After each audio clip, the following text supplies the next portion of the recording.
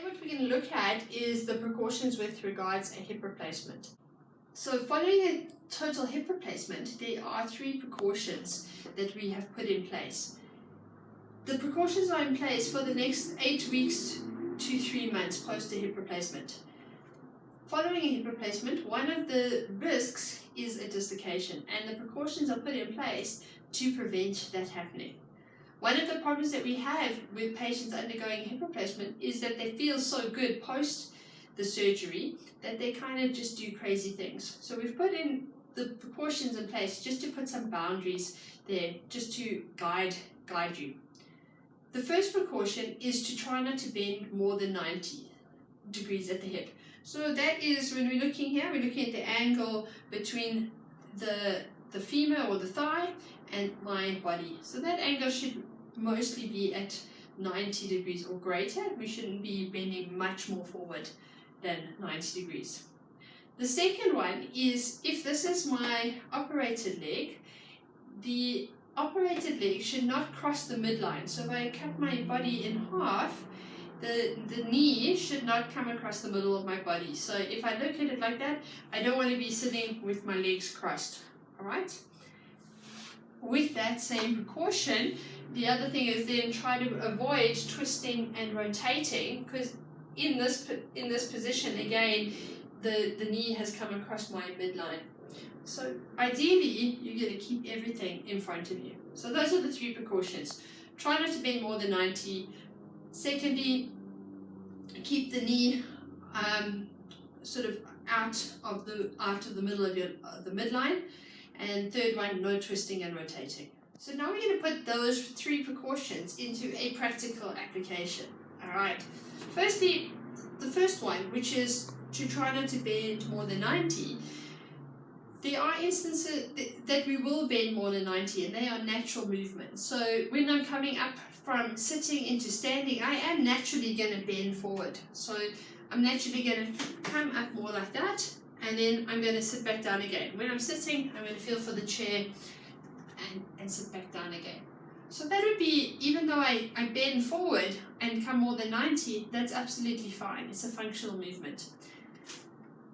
Looking at that same sit to stand, what we also want to make sure is that when you are sitting, when you come up into standing, you always use your hands to help you. So I'm going to push up through the chair, or if I had a chair with armrests on, I could use that to help me. So I'm just going to push up again, and then as I come down, I would feel for the armrest or feel for the edge of the chair or the bed and lower myself down. And that way I'm using my hands to help me. The other thing to do with sitting is always to make sure that your knees are lower than your hips. Alright, so you never want to sit in like a low comfy couch where as I say, your bum sinks down into the couch. So like for instance, if you're sitting down here, my knee in a low comfy couch might come higher than my hip.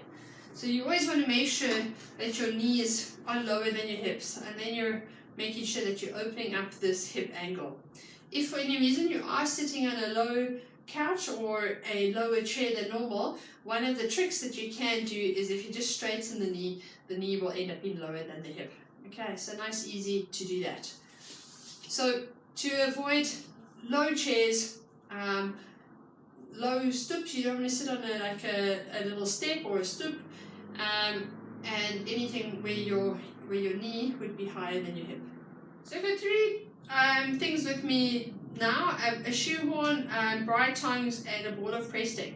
And these are really to help us in the first few weeks going home post the hip replacement. It's amazing often how many times you drop things on the floor, and it's easy to call someone to come and pick it up for you, but often you're just on your own and you just quickly do it yourself, and these things may help us. Alright, so I'm just going to put the shoehorn down to the side. We'll talk about dressing just now, but a pair of bright tongs can be really useful just to pick stuff up around you. So you're sitting at home, you drop the TV remote or something, and you can just use that to pick it up. Alright, so that's quite easy. I'm going to just put it back on the floor. And the other useful thing is just to actually use a ball of press stick, because press stick actually sticks like crazy. Alright, so I can just bang it on there, pick it up, and for those like loose pieces of paper, I can pick them up. And that's where kind of a pair of right tongues and press stick actually helps us very easily. And every South African household has a pair of right tongues lying around. So if you're not brying, just grab them, they can help you with your hips. Alright, so I'm just going to pop these out of the way. Okay, and the next thing we're going to look at is getting dressed. So when you're putting on shoes and socks, what you want to make sure, so socks you're generally probably going to have someone to help you initially. Also, if you have your stockings on, which you're going to wear for the first 4 weeks, you generally need someone to help you put your stockings on. But otherwise, shoes, what we really want is you want to get a comfy shoe that your foot can just slip into, okay, and slip out of. The best thing, some people just go and they go shopping and they're going to get a special pair of shoes post a hip replacement. Often the foot is actually quite swollen, or the leg can be a bit swollen, so you don't want shoes that just fit and that are very tight. But if you do have a pair of shoes, a long shoehorn is often useful, and I can use that. So if I'm just putting my shoes on, and I can come down here, and I can just help my shoe in like that, okay? The other thing that is actually useful as well is elastic laces. So if you wear a pair of tackies or running shoes, if you go to a sports shop, you can buy elastic laces, and then you can replace them with your current laces. Then it means you don't have to do the shoes up. And again, you can just put your foot in and again use the shoehorn to help you do that. So what we want to avoid doing is bending and then having to put my shoe on like that. So now I'm like kind of breaking two rules. I'm bending more than 90 and I'm bringing my knee across the middle. So one of the things I always say is if you're going to break one rule, break it one at a time. So if you're getting dressed, always feel for inside your shoe. And I can sometimes feel post a hip replacement that I can't push anyway. So the rule is don't push.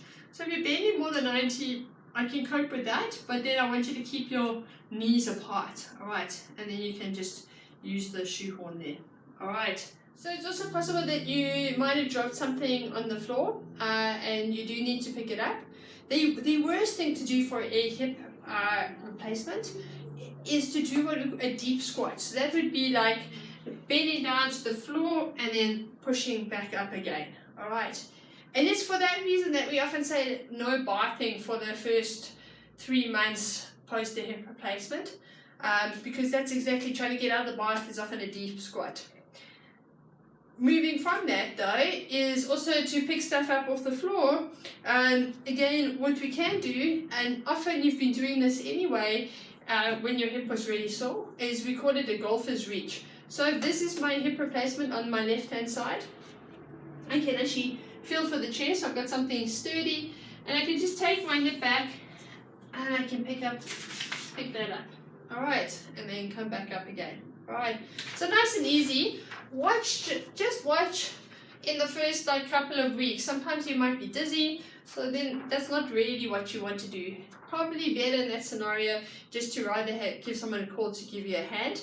But if you do need to pick something up, then that's what you're going to do. So we'll do it one more time. It's the golfer's reach. I'm just going to put that over there. And I'm going to feel on for something, and I'm going to pick it up like that. Alright, that way I haven't been loading the hip, and it's all a totally safe maneuver.